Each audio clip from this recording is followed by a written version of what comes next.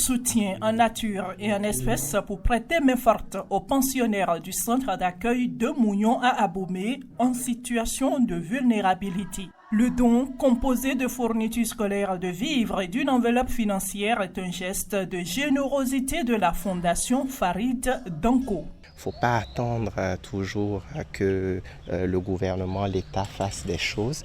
L'État fait de son mieux. Je suis arrivé ici, j'ai vu tellement de belles choses que le gouvernement fait. Et c'est pour cette raison en fait qu'il faut qu'on s'unisse pour faire quelque chose de bien dans la vie de nos enfants. Nous n'avons pas besoin d'être millionnaires, milliardaires pour faire quelque chose dans la vie des enfants de notre pays. À notre petite échelle, on a fait ce qu'on pouvait.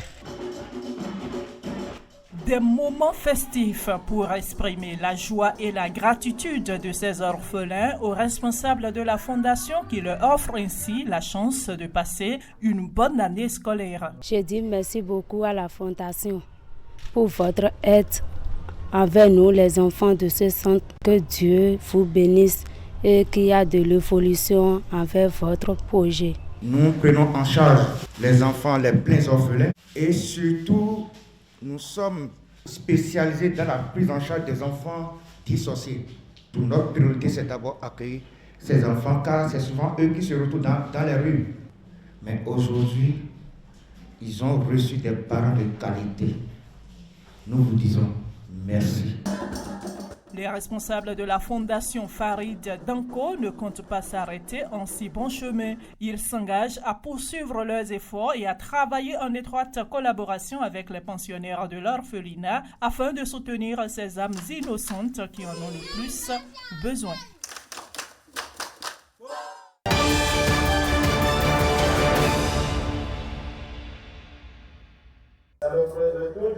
L'ouverture du campus privé de la Haute École de Commerce et de Management HECM d'Azovais s'inscrit dans le plan stratégique de développement de cette prestigieuse école qui ne cesse d'étendre ses tentacules à travers le Bénin. Son objectif, distiller une formation de qualité en adéquation avec les besoins du marché de l'emploi.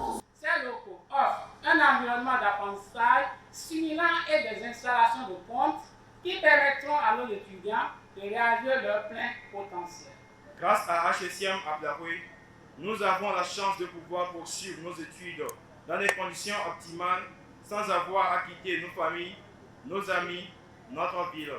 L'établissement privé d'enseignement secondaire prépare au diplôme supérieur d'État, en licence et en master dans les domaines de gestion et de technologie nouvelles. C'est l'engagement d'un homme qui résolument a pour ambition d'offrir une éducation de qualité adaptée aux besoins du marché de l'emploi et aux aspirations des jeunes. Ils veulent juste quitter le campus pour aller manger là-bas de la veille. Ils ne veulent pas jouer avec leurs parents pour souffrir moins. Notre parcours a été très convaincant, aussi bien pour les autorités de notre pays que pour les usagers de l'établissement. Et ceci n'est pas seulement valable au Bénin, puisque beaucoup de pays d'Afrique, surtout francophones, envoient des étudiants se faire former chez nous. Et nous avons jusqu'au 14 octobre pour permettre à tous ceux qui vont s'inscrire de bénéficier du tarif promotionnel qui leur fait économiser 100 000 francs sur les frais de scolarité. Jusqu'au 14 octobre prochain, les populations sont invitées à des journées portes ouvertes pour découvrir les offres de formation disponibles à la Haute École de Commerce et de Management d'Azovais.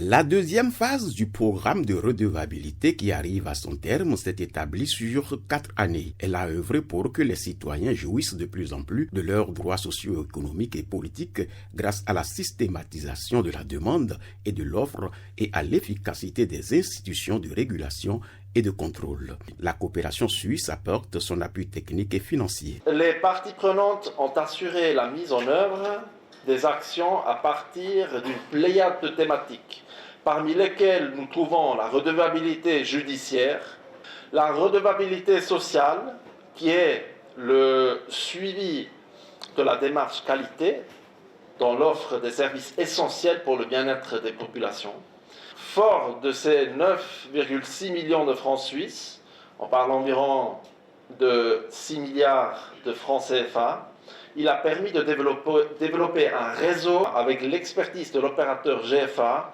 Consulting Group, pour assurer la cohérence du processus d'apprentissage et de gestion des savoirs, sans oublier l'apport thématique du regard extérieur de l'équipe de Red Consulting.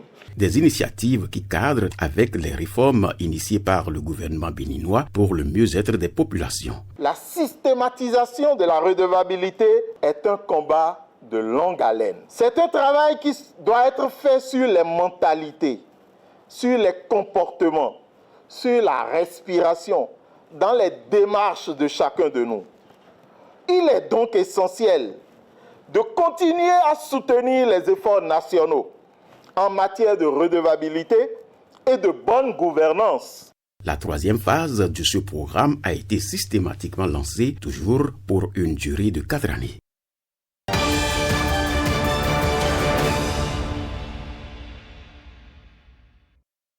Deux journées célébrées en une pour apporter un appui technique au plaidoyer des droits à la santé sexuelle et reproductive. Les questions de contraception et d'avortement sécurisés sont au cœur des échanges de cet atelier de réflexion initié par Care Bénin Togo pour analyser les risques liés au décès maternel et apporter un appui technique au plaidoyer des DSSR. Par rapport à d'autres pays, le Bénin a mis en place la possibilité pour des femmes en grande détresse d'avoir recours et à certaines conditions à l'avortement. Célébrée depuis 2020, la journée internationale de l'avortement sécurisé, chaque 28 septembre, avec les membres du réseau des parties prenantes. Cette édition co-célébrée avec l'ONG Care Bénin Togo, dont je salue la présence du représentant résident, appelle à réfléchir sur les DSSR à la croisée de l'environnement juridique actuel, apparemment favorable, mais ne doit pas faire baisser notre vigilance, car les défis restent encore nombreux. Travailler a réduit considérablement la mortalité maternelle à la croisée de l'environnement juridique au Bénin, un défi majeur qui nécessite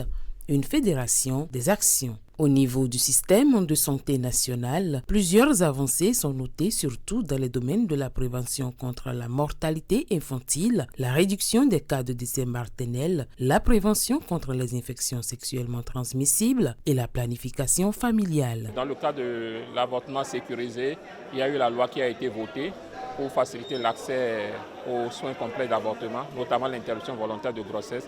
Aujourd'hui, dans notre pays, c'est encadré par la loi, contrairement à ce qui se passait avant. Et pour la contraception, je peux également annoncer que des mesures sont en train d'être prises au niveau du ministère pour rendre gratuite la contraception. Accélérer la réduction des décès maternels d'ici 2030 grâce à l'accès universel au DSSR est le thème de la célébration qui marque également les 25 années d'existence de l'organisation Care Bénin Togo.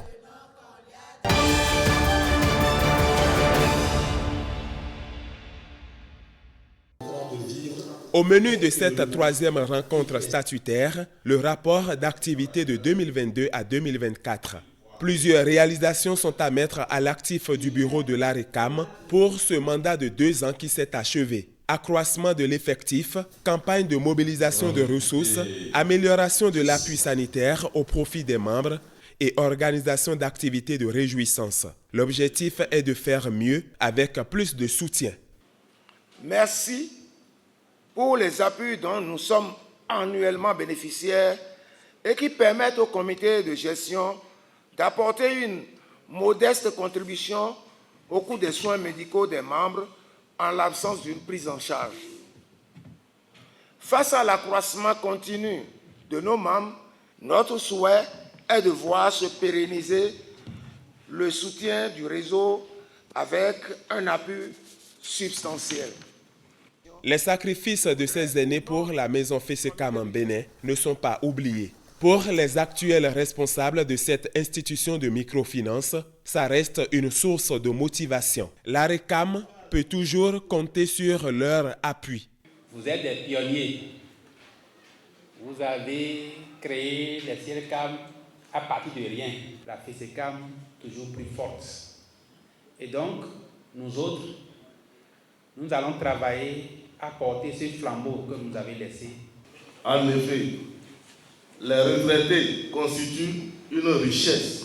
C'est un réel plaisir pour le conseil d'administration de la FESECAM Bénin de vous accompagner, le Tout-Puissant, qu'il vous donne la santé et la longévité. Les membres de l'amicale ont renouvelé pour 2 ans encore leur confiance au bureau sortant, à l'exception d'un membre remplacé pour raison de santé. Et pour l'AGO 4, ces retraités de la FESECAM Bénin se donnent rendez-vous à Porto-Novo, la capitale du Bénin.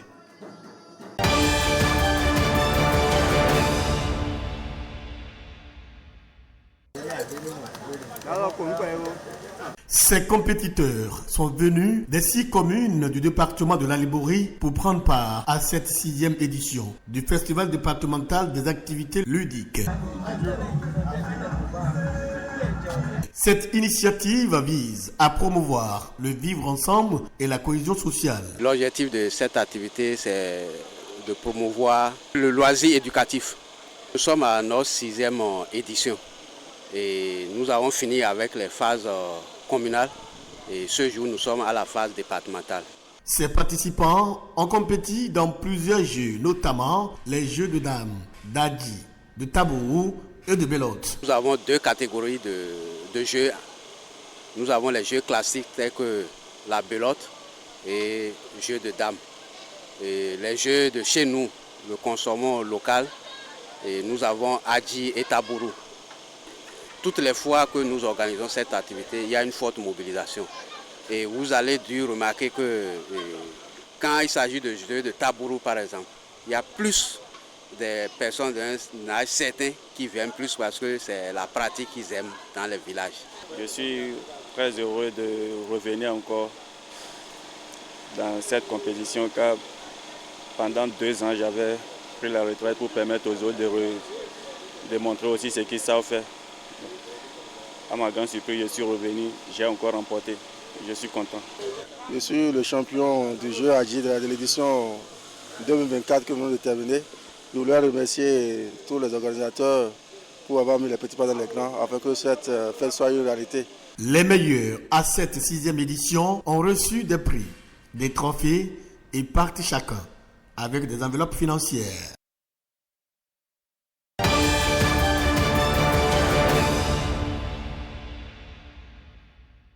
Près de 12 000 jeunes des départements de la Liborie et de l'Atakora sont impactés par le projet EJAZA.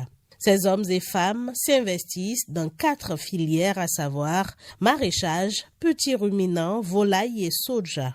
En dehors des actions actuelles, le projet EJAZA, qui prend fin en 2027, outille les bénéficiaires de manière à pérenniser les acquis. La durabilité du projet est au cœur de la 2e phase, parce que quand il y a eu la première phase, avec les résultats concluants qui ont été donc atteints, l'ambassade des Pays-Bas a accordé maintenant de faire une extension. Ce qui est surtout important en termes de durabilité, c'est disons, toute la batterie d'actions et d'initiatives qui sont en œuvre, qu'à la fin du projet, qu'il y ait des choses qui résistent ou qui persistent.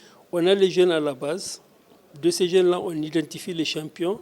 Des champions, on identifie les mentors et les coachs. C'est tout un dispositif qui permet de professionnaliser des jeunes qui peuvent continuer le travail. Dans le but d'améliorer durablement les revenus des jeunes et des femmes, le projet interagit au quotidien avec des partenaires opérationnels, d'où la nécessité de renforcer les relations. Il est bien qu'on puisse échanger avec les partenaires stratégiques que nous avons, qui ne sont pas directement informés de ce que nous faisons comme activité. Donc c'est pour ça que nous avons invité les maires, nous avons invité les préfets, nous avons invité les responsables des centres de promotion sociale, des DAEP, ATDA et la police républicaine pour pouvoir communiquer en réalité ce que nous faisons au niveau du projet EJAZA. Ces partenaires auront ensuite la responsabilité de faire des retours et des suggestions en vue d'aider le projet à mieux impacter. Pour rappel, le projet accompagne 12 500 jeunes sur 5 années.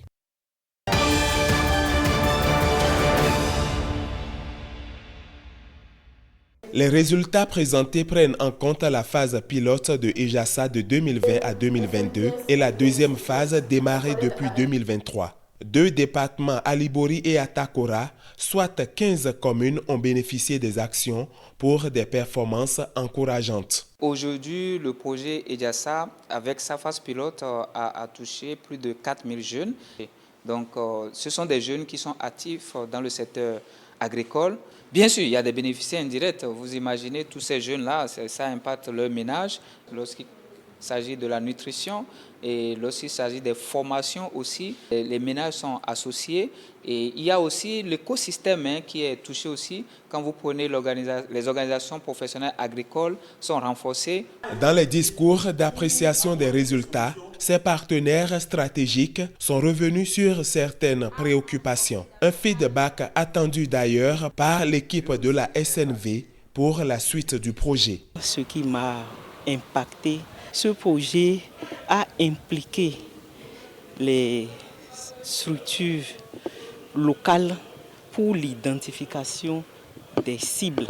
Pour la commercialisation du soja, la politique du gouvernement, c'est l'une des meilleures et nous voulons qu'elle puisse s'aligner sur aussi les autres tels que le coton, la filière coton, où les marchés autogérés sont créés. EJASA phase 2 prend fin en 2027 et l'objectif est de passer d'environ 4 500 à 12 500 agripreneurs impactés. La SNV est appuyée dans ce projet par le Royaume des Pays-Bas et l'Union européenne.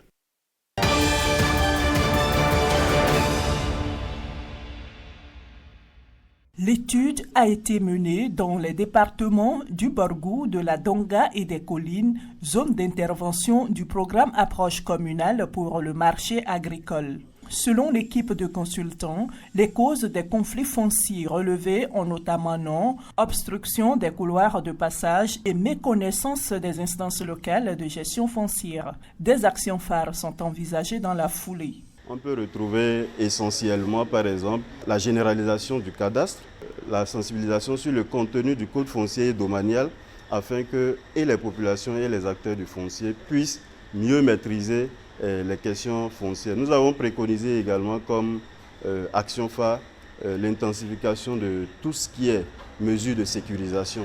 Il y a des instances qui sont prévues pour la prévention et la gestion des conflits fonciers, mais ces instances ne sont souvent pas opérationnelles. Et dans opérationnel, on entend leur mise en place, leur fonctionnement, leur équipement et même des appuis de toute forme. Toutes les mesures quand même que nous avons identifiées sont synthétisées à travers une stratégie que nous sommes là aujourd'hui pour valider. Les résultats de l'étude confortent les responsables du programme ACMA 3 dans leurs décisions. L'idée derrière cette étude est d'élaborer une stratégie innovante de prévention et ou de résolution de ces conflits et d'explorer les pistes d'accompagnement des institutions compétentes à la prévention et à la résolution des conflits fonciers dans la zone d'intervention du programme à l'effet de développer des solutions durables et adaptées à nos réalités locales. Il ne se passe de semaines, encore moins de mois, où nous réglons des problèmes liés aux conflits fonciers, nonobstant la disposition légale en vigueur au Bénin. Que dans un pareil contexte, un programme comme ACMA 3 en vienne à commanditer une étude sur les conflits fonciers, vous imaginez combien cela nous réjouit. À terme, la mise en œuvre des recommandations de l'étude fera des espaces agricoles du programme ACMA 3 des lieux de paix, de prospérité et de durabilité.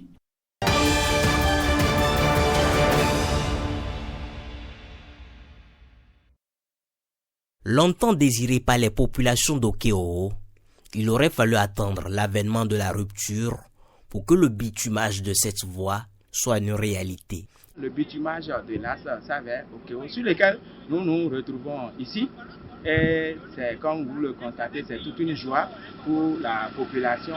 Cette infrastructure, c'est 27,5 km de route qui relie Dassazoumé à Okeo, village qui fait frontière avec le Nigeria.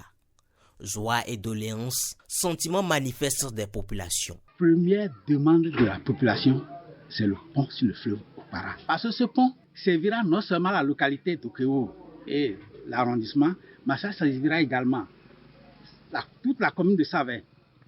toute la commune de Wessé, toute la commune de Glazoué, ça servira également au-delà. Banté, Savalou, même jusqu'au Togo, au Ghana, il passe par ici. Ça nous manque aussi la sécurité.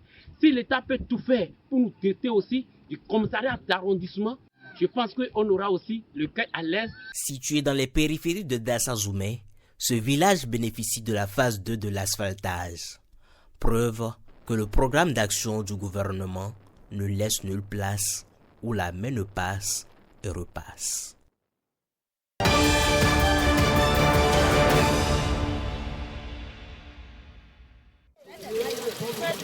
Un acte de générosité à l'endroit des populations de Assalin dans le département du Zou. De l'eau qui coule pour le bonheur des femmes et des hommes. À Bonou, dans le département de l'Ouémé, c'est la lumière qui, lui, grâce à ses lampadaires solaires. Il a amené la lumière ici. Il y aura toujours cette lumière ici dans ce village. Et ici, à l'orphelinat Saint-Gérard, Maïla de Koutongbe à Porto Novo, ce sont des dons sous forme de vivres et de vêtements. Parce que nous croyons aux dons. Et nous croyons au fait d'être une bénédiction. Ces gestes d'amour et d'affection sont le symbole d'une rencontre. Une rencontre avec l'évêque David Oladini Oyedekpo, fondateur de la Living Faith Church Worldwide, l'église de la Chapelle des Vainqueurs. Apôtre de nos diviseurs, Chapelle des Vainqueurs international. Bishop David Oyedepo. Bishop David Oyedepo. Papa Oyedepo et de 70 ans connu pour son engagement philanthropique et sa vision de la transformation sociale à travers l'éducation et la santé, il saisit l'occasion de son 70e anniversaire pour donner espoir aux communautés vulnérables. In 5 communities, we have put solar street lights in 5 communities.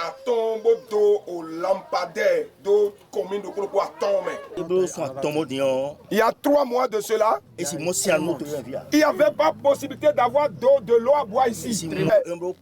4 km, 6 km. Il faut au moins 4 à 6 km avant de trouver de l'eau. On ne peut pas parler de la vie sans jamais parler de l'eau. Celui qui te donne l'eau t'a déjà donné la vie. Je rends grâce à Dieu pour la vie de son serviteur qui a pensé à amener ce don ici.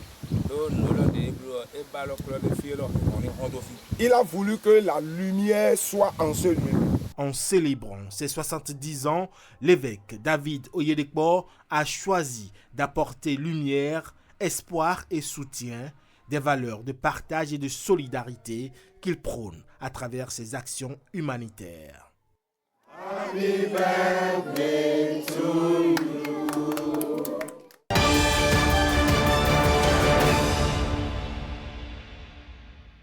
Cette réorganisation s'impose à nous.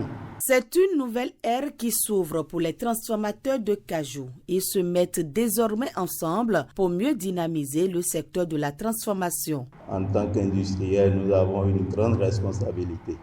Nous osons croire qu'entre acteurs, nous pouvons nous entendre et que la famille des industriels se portera à merveille. C'est vraiment un événement heureux et très heureux, d'autant plus que cette organisation se bâtit autour des usines qui sont à l'intérieur de la zone industrielle et également celles qui sont en dehors de cette zone. Il y a eu des dialogues entre les représentants de ces usines qui ont pu s'accorder et s'asseoir aujourd'hui autour de la même table pour la mise en place de la famille représentative des transformateurs. C'est donc une étape importante dans le processus de restructuration de cette filière pour l'économie béninoise. Nous l'avons commencé avec d'abord les familles des producteurs. Nous avons abouti à la mise en place de l'aire fêtière nationale avec lesquelles, d'ici quelques jours, si Dieu exauçait nos prières, et je le pense, pour qu'avec la famille des transformateurs, nous puissions aller aux interprofessions Nous irons plus loin à travers la signature des accords cadres avec le gouvernement. C'est des filières qui ont triplé leur production, voire plus, et qui nécessitent aujourd'hui qu'on s'organise, surtout que nous avons aujourd'hui des usines implantées dans notre pays avec lesquelles nous avons pris l'engagement de leur rendre disponibles les matières premières dont elles ont besoin pour fonctionner. Les nouveaux dirigeants vont donc relever les défis liés à la transformation du cajou au Bénin.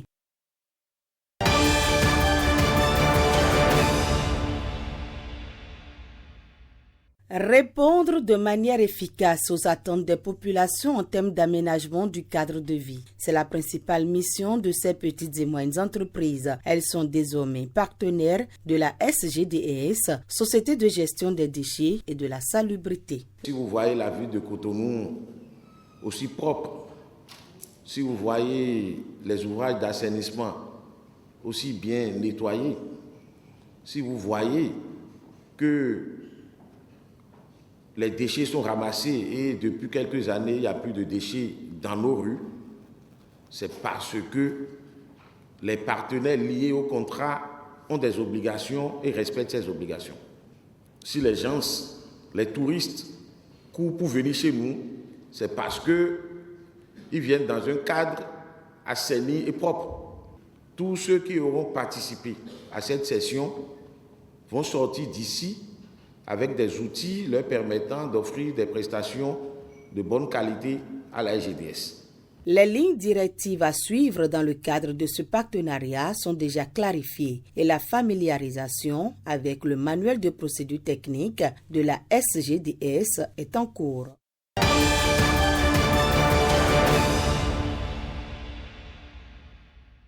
Deux fonctions essentielles sont dévolues aux structures et autres établissements d'assurance, la couverture du risque proprement dit et le recyclage de l'épargne ainsi dégagée au sein de l'économie.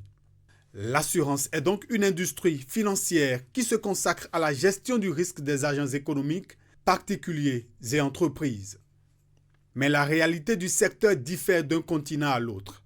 Face aux menaces de grande ampleur, les pays africains sont peu préparés à faire face aux sinistres. Et c'est ce qui justifie la tenue à Cotonou de cette conférence interafricaine des marchés d'assurance. Le Bénin est honoré d'accueillir cet événement qui témoigne de la coopération solide et l'harmonisation des efforts entre nos pays pour bâtir un secteur des assurances solide, inclusif et résilient. Cotonou est un cadre idéal pour des échanges fructueux et des réflexions stratégiques qui orienteront l'avenir de nos marchés d'assurance. Les experts présents à Cotonou sont venus de divers horizons. Dans la métropole économique, ils vont travailler à l'élaboration de contenus innovants pour impacter le grand public. Le choix de Cotonou, pour nous, devait constituer une rupture. Vous l'avez dit vous-même, rupture dans la mesure où le secteur des assurances, actuellement dans la zone francophone, ne joue pas le rôle qu'il joue en Europe et aux États-Unis. L'assurance dans ces pays est le véritable levier de la croissance. Dans nos États, ce n'est pas forcément le cas. L'impact de l'assurance va bien au-delà de l'économie. Elle permet à chacun de disposer d'une vie plus sûre et d'être moins exposé aux aléas de la vie. Et elle joue ainsi un rôle complémentaire à celui de l'État. La CIMA, depuis sa création, a joué un rôle capital dans la promotion et la régulation des marchés d'assurance dans l'UEMOA et au-delà. Les travaux de ce comité sont donc d'une importance capitale.